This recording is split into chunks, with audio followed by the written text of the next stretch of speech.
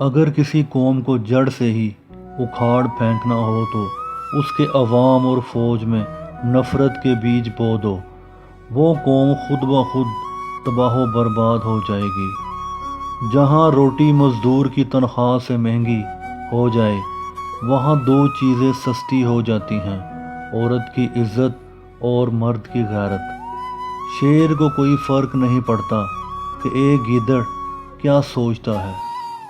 جس قوم کے شاعر بھی وظیفہ خور ہوں، اس قوم کے لیے ذلت و رسوائی ہے۔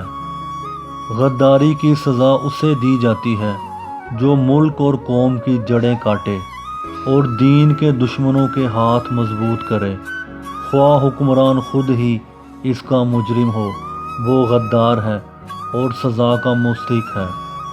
قوم کو رعایا نہ کہو، قوم کا ہر فرد اپنی جگہ بادشاہ ہوتا ہے۔ کسی بھی شخص کو قومی وقار سے محروم نہ کرو۔ اسلام کو سر بلند دیکھنا چاہتے ہو تو دوست اور دشمن کو پہچانو۔ سلطان صلاح الدین ایوبی نے اپنے حکام سے کہا کہ مجھے یہ نظر آ رہا ہے کہ دشمن ملت اسلامیہ میں غدار پیدا کرتا رہے گا، اور وہ دن آ جائے گا جب غداروں کی گردنیں مارنے والے بھی دشمن کو دوست کہنے لگیں گے۔ امت جان دینا جانتی ہے، یہ سرفروشوں کی امت ہے، مگر ایمان فروشوں نے ہمیں زنجیریں ڈال رکھی ہیں۔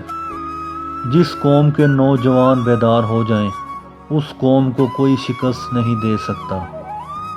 فوج بغیر قوم کے اور قوم بغیر فوج کے دشمن کے لیے آسان شکار ہوتی ہے۔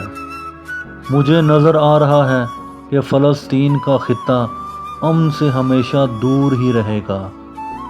دشمن سے پہلے غدار کو ٹھکانے لگانا ضروری ہے۔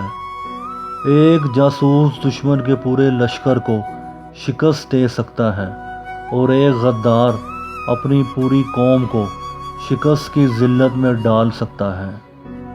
باوقار قوم کی طرح زندہ رہنا چاہتے ہو تو اپنی روایات کو نہ بھولو۔ دفاع کا بہترین طریقہ یہ ہے کہ تم دشمن کی سوچ سے بھی پہلے اسے دبوچ لو۔ حکمران جب اپنی جان کی حفاظت کو ترجیح دینے لگیں تو وہ ملک و قوم کی آبرو کی حفاظت کے قائل نہیں رہتے۔ اسلام تلوار کے زور سے پھیلا تھا یا نہیں، لیکن اسلام کے تحفظ کے لیے میں تلوار کو ضروری سمجھتا ہوں۔ اگر مسلمان اپنے دین کے دشمن کو دیکھ کر دیوانے ہو جائیں تو اسلام کا پرچم وہاں تک پہنچ جائے گا جہاں یہ زمین ختم ہو جاتی ہے۔ قوم کے شہیدوں کو اور قوم کی مظلوم بیٹیوں کو بھول جانے والی قوم کی قسمت میں کفار کی غلامی لکھ دی جاتی ہے۔ میری قوم کے بیٹوں کو کہنا کہ تم پر دشمن نے پیار کے ہتھیار سے حملہ کیا ہے۔ ہمیشہ یاد رکھنا، کوئی غیر مسلم کسی مسلمان کا دوست نہیں ہو سکتا۔ دو لعنتوں سے بچو: مایوسی اور ذہنی عیاشی۔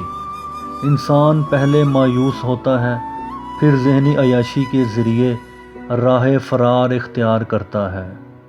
مجھے نظر آ رہا ہے کہ میرے رسول کی امت آپس میں لڑ لڑ کر ختم ہو جائے گی۔ صلیبی اور یہودی اسے خانہ جنگی میں الجھائے رکھیں گے۔ حکمرانی کا لالچ بھائی کو بھائی کا دشمن بنائے رکھے گا۔ فلسطین خون سے لال ہوتا رہے گا۔ مسلمان حکمران سلطنتوں میں بٹ کر عیش و عشرت میں پڑے رہیں گے۔ ہمارا قبلہ اول امت رسول کو پکارتا رہے گا، اور اس پکار کو کوئی مسلمان نہیں سنے گا۔ اگر کوئی فلسطین کی سرزمین کو آزاد کرانے اٹھے گا تو وہ ہم جیسا دیوانہ ہوگا۔ ایسے دیوانوں کو خود اپنے مسلمان حکمران دھوکہ دیں گے اور در پردہ دوست بنے رہیں گے۔